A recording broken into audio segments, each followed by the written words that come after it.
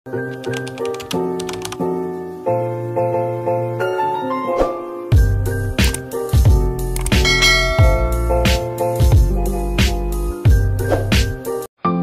guys, papasok na naman tayo ng trabaho. At habang bumibiyahe po tayo guys, may papuntang trabaho guys. Ay naku, nakarating na po tayo ng trabaho. Ayan, naglalakad po tayo. At nagpaikot-ikot po tayo sa mall. Ikot-ikot po tayo sa mall. Tapos tumitingin-tingin, napapadaan tayo sa mga restaurant na sarap po talaga kumain dyan, pero wala pa tayong budget sa panahon na to. Wala pa tayong budget kasi wala pa tayong sahod. At napadaan po tayo sa palaruan ng mga bata guys. Ayan po, tapos na po tayo mag-lunch. Ayan po, punta na po tayo ng supermarket, hypermarket, para maghanap ng pagkain, ng dessert po. Ayan po, nakapunta na po tayo ng supermarket at namimili na po tayo ng ating dessert, pero hindi na po natin bibiliin yan lahat, binibidyo ko lang po yan.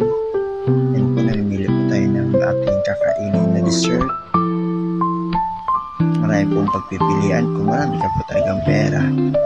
Sa wakas po ay nakapili na po tayo ng dessert. Ayun po, papaya po ngayon, kinain po natin ngayon, pero mura naman po yan, sa halagang 12 pesos lang po. Ayan po, bali yung pagkain niyan, yung mga tira-tira lang yan, tapos binabalot po na ng supermarket, tapos yun para maibenta nila ng tama lang po yung tama lang po ng budget. Kaya po nakakabili po tayo ng ganyan, makain lang po tayo. Bali sineseparate lang po na nila yan,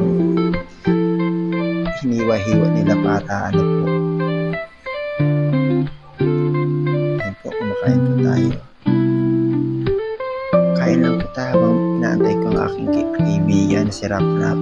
Ayan po, kumakain na po si Rap-Rap ngayon. Ayan na po siya. Ayan po, gabi na po, pauwi na po tayo ng work. Ayan po, nakakapagod na araw. Bumibiyahe na po tayo.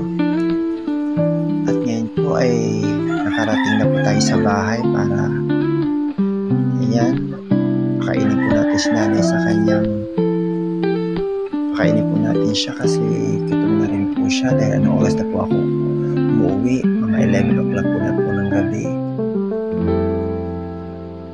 Diba, habang sinusubuan po si nanay, dahan-dahan po siya sinusubuan kasi yun na po, bagal po siyang kumain. Tapos ako naman po ang kakain kasi gutom din po ako. Dahil po salitan lang po kami sa pagkain ni nanay.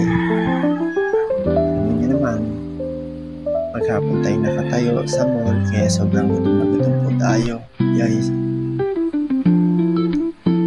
Yan, kain lang po, laki po ng subo ko. Palitan lang po kami ng subo niyan. Ulam namin ngayon, sutanghon po saka salami po ang aming ulam. At yan, sinubuan ko ano ulit si nanay, alisalita lang po kayo ng pagkain kasi bagal na po talaga siyang kumain dahil alam nyo na po, matanda na.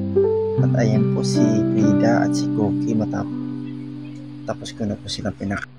At yan po guys, natatapos ang aking vlog. Thank you for watching. Bye!